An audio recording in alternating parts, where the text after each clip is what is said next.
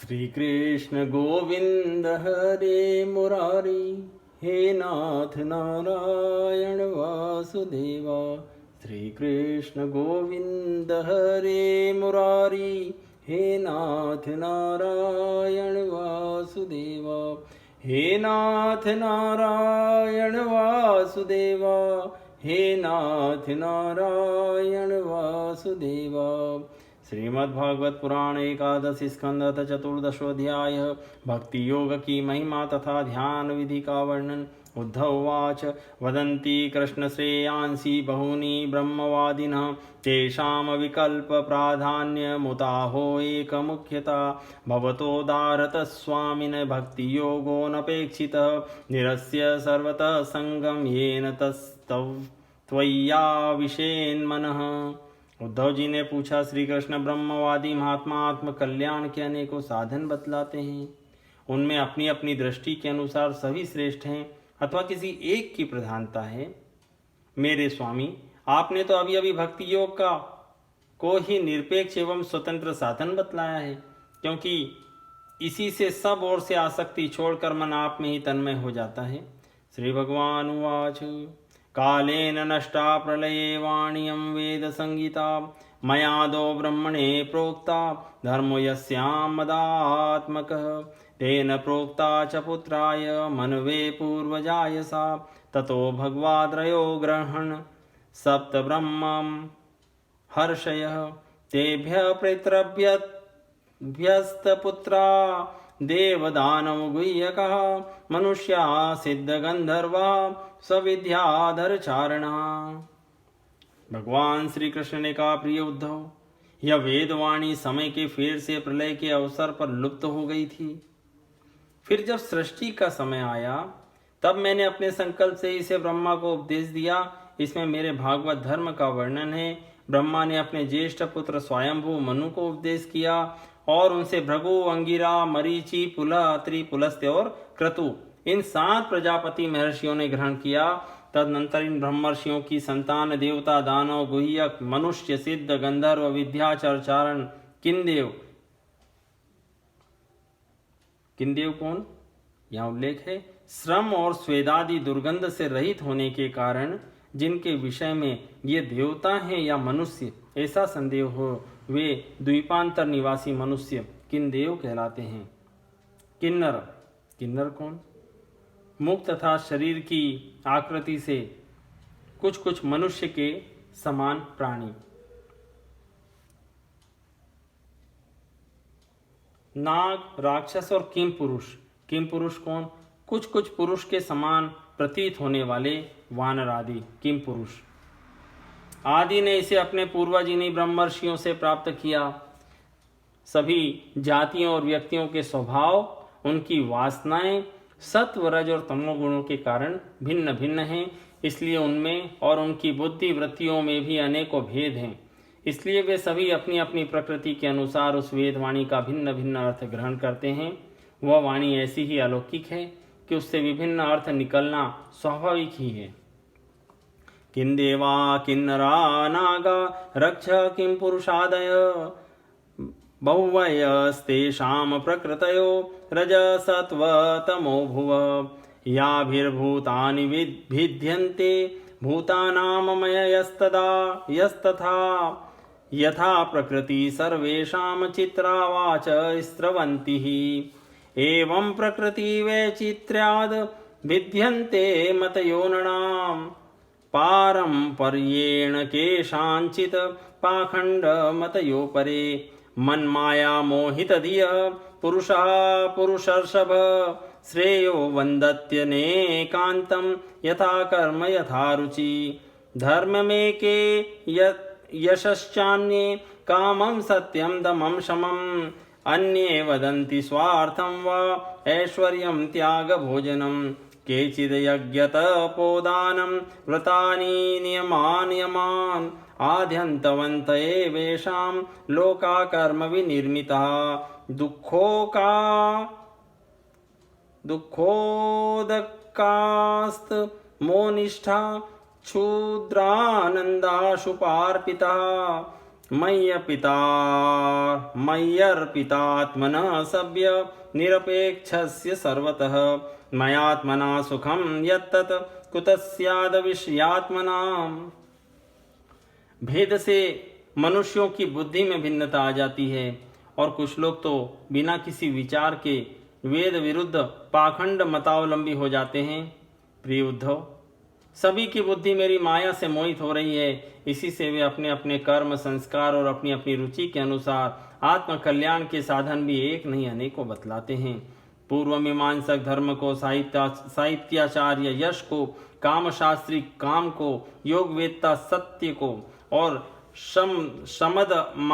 शमदमादि को, दंड नीतिकार ऐश्वर्य को, त्यागी त्याग को और लोकायतिक भोग को ही मनुष्य जीवन का स्वार्थ परम लाभ बतलाते हैं। कर्मयोगी लोग यज्ञ तप दान व्रत तथा यम नियम आदि को पुरुषार्थ बतलाते हैं, परंतु ये सभी कर्म हैं। इनके फलस्वरूप जो लोक मिलते हैं वे उत्पत्ति और नाश वाले हैं। कर्मों का फल समाप्त हो जाने पर उनसे दुख ही मिलता है और सच पूछो तो उनकी अंतिम गति घोर अज्ञान ही है। उनसे जो सुख मिलता है वह तुच्छ है, नगण्य है और वे लोग भोग के समय भी असूया आदि दोषों के कारण शोक से परिपूर्ण हैं। इसलिए इन विभिन्न साधनों के फेर में न पड़ना चाहिए।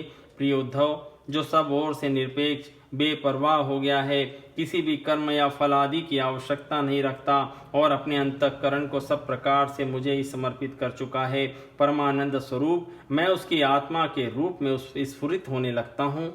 इससे वह जिस सुख का अनुभव करता है वह विषय लोलुप प्राणियों को किसी प्रकार मिल नहीं सकता। अकिंचनस्य दान्तस्य शान्तस्य समचेतसः मया सन्तुष्ट मनसः सर्वा सुखमया दिशः। न पारमेष्ठयं न महेन्द्रधिष्ण्यं न सार्वभौमं न रसाधिपत्यं न योगसिद्धिरपुनर्भवं वा मत्या मय्यर्पितात्ममेच्छति मदविन्यान्यत न तथा मे प्रियतम आत्मयोनिर्न शंकरः न च शंकर्षणो न श्रीर्नैवात्मा च यथा भवान् निरपेक्षं मुनिं शान्तं निर्वैरं समदर्शनम् अनुव्रजाम्यहं नित्यं पूयेत्यङ्घ्रिरेणुभिः निष्किञ्चनामयनुरक्तचेतसः शान्ता महान्तोऽखिल जीववत्सलः कामैरनालब्धधियो जुषन्ति यत् तन्नेरपेक्ष्यं न विदो सुखं मम बाध्यमानोऽपि मद्भक्तो विषयेरजितेन्द्रियः प्राय प्रगल्भया भक्त्या विषयेर्नाभिभूयते। जो सब प्रकार के संग्रह परिग्रह से रहित अकिंचन है, जो अपनी इंद्रियों पर विजय प्राप्त करके शांत और समदर्शी हो गया है, जो मेरी प्राप्ति से ही मेरे सानिध्य का अनुभव करके ही सदा सर्वदा पूर्ण संतोष का अनुभव करता है, उसके लिए आकाश का एक एक कोना आनंद से भरा हुआ है। जिसने अपने को मुझे सौंप दिया है वह मुझे छोड़कर न तो ब्रह्मा का पद चाहता है और न देवराज इंद्र का। उसके मन में तो न तो सार्वभौम सम्राट बनने की इच्छा होती है और न वह स्वर्ग से भी श्रेष्ठ रसातल का ही स्वामी होना चाहता है। वह योग की बड़ी बड़ी सिद्धियों और मोक्ष तक की अभिलाषा नहीं करता। उद्धव, मुझे तुम्हारे जैसे प्रेमी भक्त जितने प्रियतम हैं उतने प्रिय मेरे पुत्र ब्रह्मा, आत्मा शंकर, सगे भाई बलराम जी, स्वयं अर्धांगिनी लक्ष्मी जी और मेरा अपना आत्मा भी नहीं है जिसे किसी की अपेक्षा नहीं, जो जगत के चिंतन से सर्वथा उपरत होकर मेरे ही मनन चिंतन में तल्लीन रहता है और राग द्वेष न रखकर सबके प्रति समान दृष्टि रखता है। उस महात्मा के पीछे पीछे मैं निरंतर यह सोच कर घुमा करता हूँ कि उसके चरणों की धूल उड़कर मेरे ऊपर पड़ जाए और मैं पवित्र हो जाऊं। जो सब प्रकार के संग्रह परिग्रह से रहित है, यहाँ तक कि शरीर आदि में भी अहंता ममता नहीं रखते, जिनका चित्त मेरे ही प्रेम के रंग में रंग गया है, जो संसार की वासनाओं से शांत उपरत हो चुके हैं और जो अपनी महत्ता उदारता के कारण स्वभाव से ही समस्त प्राणियों के प्रति दया और प्रेम का भाव रखते हैं, किसी प्रकार की कामना जिनकी बुद्धि का स्पर्श नहीं कर पाती, उन्हें मेरे जिस परमानंद स्वरूप का अनुभव होता है उसे और कोई नहीं जान सकता, क्योंकि वह परमानंद तो केवल निरपेक्षता से ही प्राप्त होता है। उद्धव जी, मेरा जो भक्त अभी जितेंद्रिय नहीं हो सका है और संसार के विषय बार बार उसे बाधा पहुंचाते रहते हैं, अपनी ओर खींच लिया करते हैं, वह भी क्षण क्षण में बढ़ने वाली मेरी प्रगल्भ भक्ति के प्रभाव से प्राय विषयों से पराजित नहीं होता। यथाग्निषु समृद्धार्ची करित्येधांसि भस्मसात् तया मद्विषया भक्ति रुद्धवेनांसि कृष्णशः न साधयति माम योगो न सांख्यम धर्मोद्धव न स्वाध्यायस्तपस्त्यागो यथा भक्तिर्ममोर्जिता भक्त्याहमेकयाग्राय श्रद्धयात्मा प्रियसतां भक्ति पुनाति मन्निष्ठा स्वपाकानपि संभवात् धर्मः सत्य दयोपेतो विद्या वा तपसान्विता मद्भक्त्यापेतमात्मानं न सम्यक् प्रपुनाति हि कथं विना रोमहर्षं द्रवता चेतसा विनानन्दाश्रुकलया शुद्धेद भक्त्या विनाशयः वाग्गद्गदा द्रवते यस्य चित्तं रुदत्यभीक्ष्णं हसति क्वचिच्च विलज्य उद्गायति नृत्यते च मद्भक्तियुक्तो भुवनं पुनाति यथाग्निना हेममलं जहाति ध्यातं पुनः स्वं भजते च रूपम् आत्मा च कर्मानुशयं विधूय मद्भक्तियोगेन भजत्यथो माम यथात्मा परिमृज्यते सौ मत्पुण्यगाथा श्रवणाभिधाने तथा पश्यति वस्तु सूक्ष्मं चक्षुर्यथे वाञ्जन संप्रयुक्तम्। उद्धव, जैसे धधकती हुई आग लकड़ियों के बड़े ढेर को भी जलाकर खाक कर देती है, वैसे ही मेरी भक्ति भी समस्त पाप राशि को पूर्णतया जला डालती है। उद्धव, योग साधन, ज्ञान विज्ञान, धर्मानुष्ठान, जप पाठ और तप त्याग मुझे प्राप्त कराने में उतने समर्थ नहीं हैं जितनी दिनों दिन बढ़ने वाली अनन्य प्रेममयी मेरी भक्ति।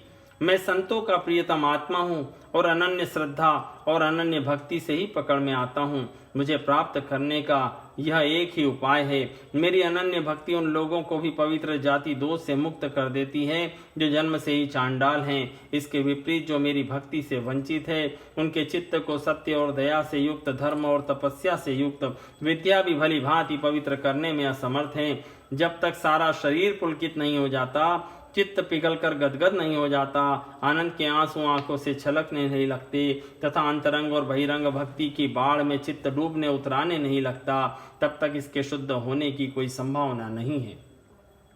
जिसकी वाणी प्रेम से गदगद हो रही है, चित्त पिघलकर एक और बहता रहता है, एक क्षण के लिए भी रोने का तांता नहीं टूटता, परंतु जो कभी कभी खिलखिलाकर हंसने भी लगता है, कहीं लाज छोड़कर ऊंचे स्वर से गाने लगता है तो कहीं नाचने लगता है। भैया उद्धव, मेरा वह भक्त न केवल अपने को बल्कि सारे संसार को पवित्र कर देता है।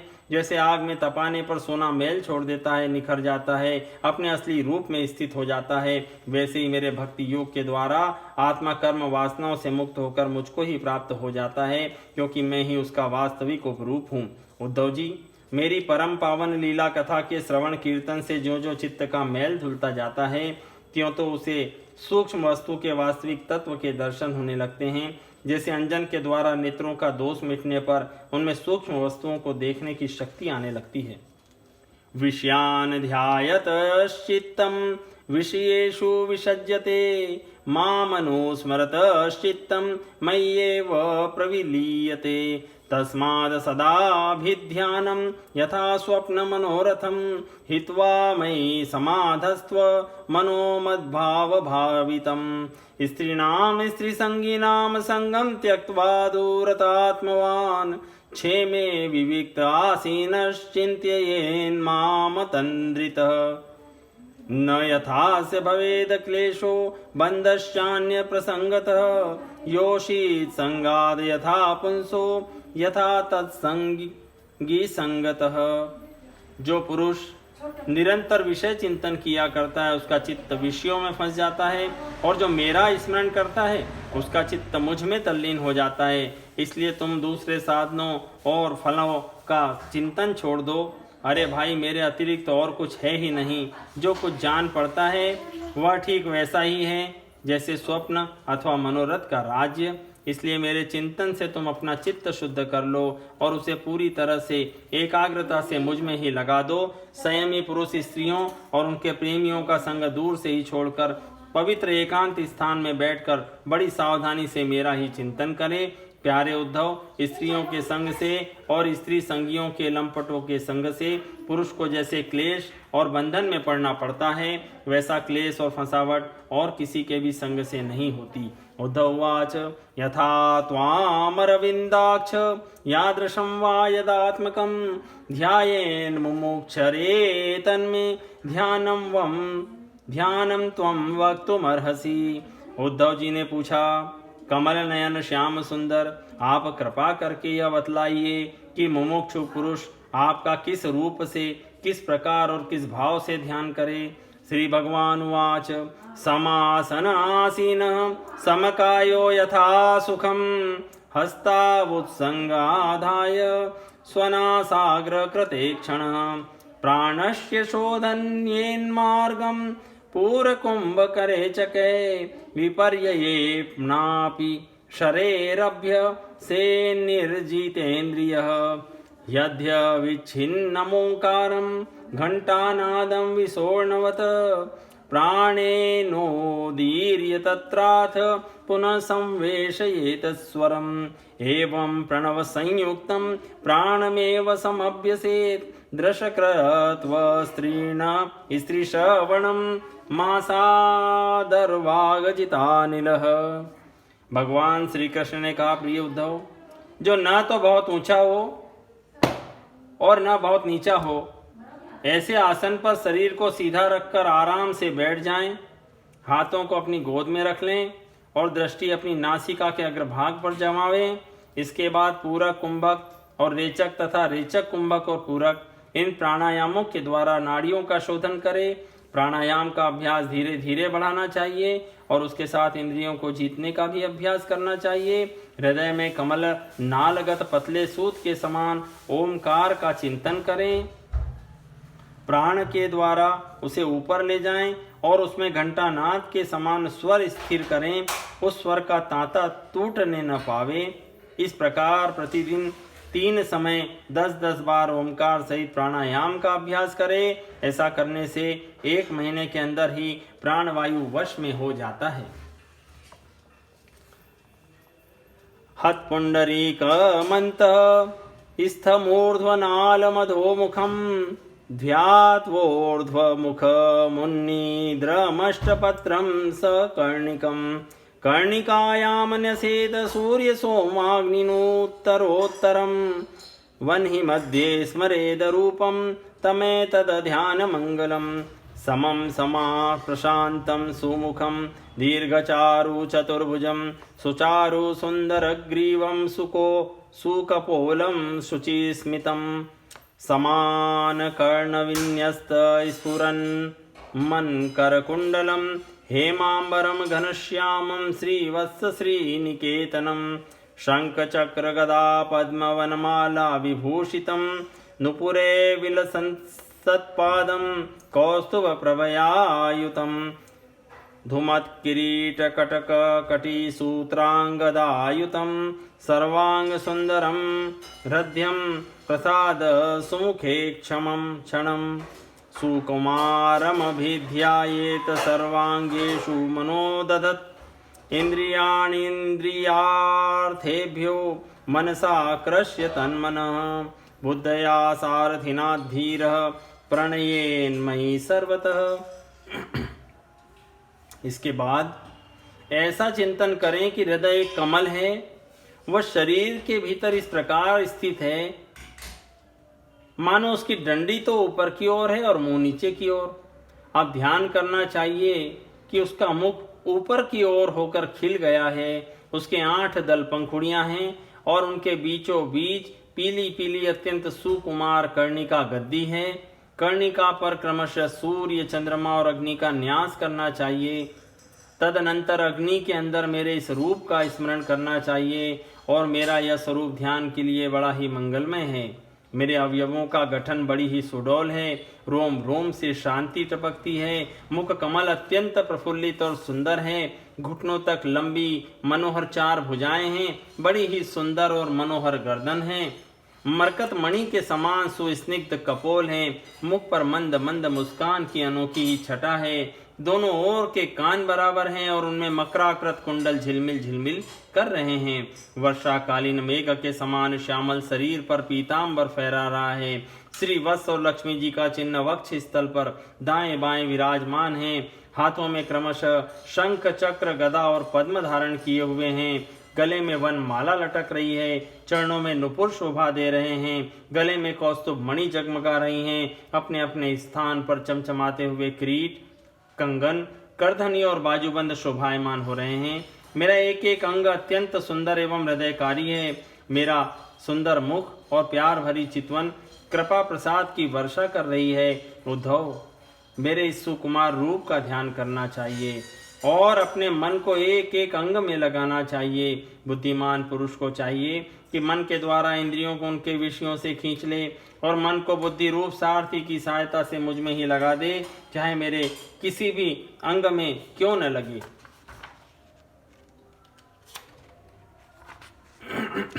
ततः सर्वव्यापकं चित्तमाकृष्येकत्र धारयेत्, नान्यानि चिन्तयेद् भूयः सुस्मितं भावयेन्मुखं, तत्र लब्धपदं चित्तमाकृष्य व्योम्नि धारयेत्, तच्च त्यक्त्वा मदारोहो न किञ्चिदपि चिन्तयेत्। एवं समाहितमतिर्मामेवात्मामात्मनि विचष्टे मयि सर्वात्मन ज्योतिषी संयुतं, ध्यानेनेत्थं सुतीव्रेण युञ्जतो योगिनो मनः, संसास्यस्ताशु निर्वाणं द्रव्यज्ञान क्रिया भ्रमः। जब सारे शरीर का ध्यान होने लगे तब अपने चित्त को खींचकर एक स्थान में स्थिर करें और अन्य अंगों का चिंतन न कर केवल मंद मंद मुस्कान की छटा से युक्त मेरे मुख का ही ध्यान करें।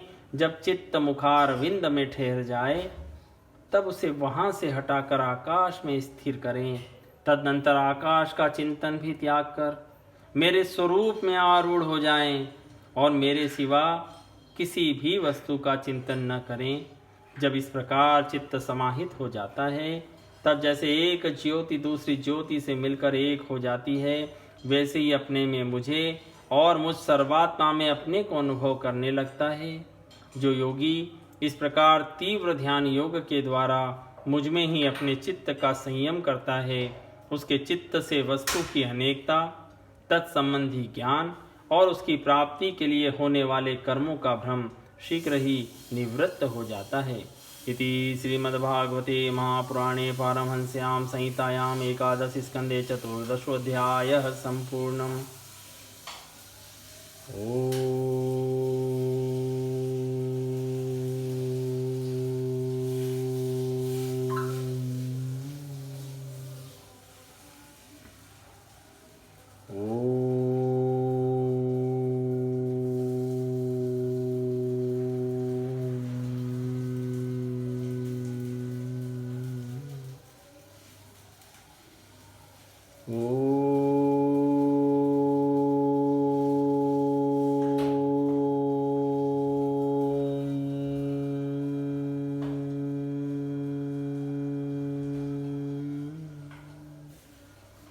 श्री कृष्ण गोविंद हरे मुरारी, हे नाथ नारायण वासुदेव। श्री कृष्ण गोविंद हरे मुरारी, हे नाथ नारायण वासुदेव। हे नाथ नारायण वासुदेव, हे नाथ नारायण वासुदेव।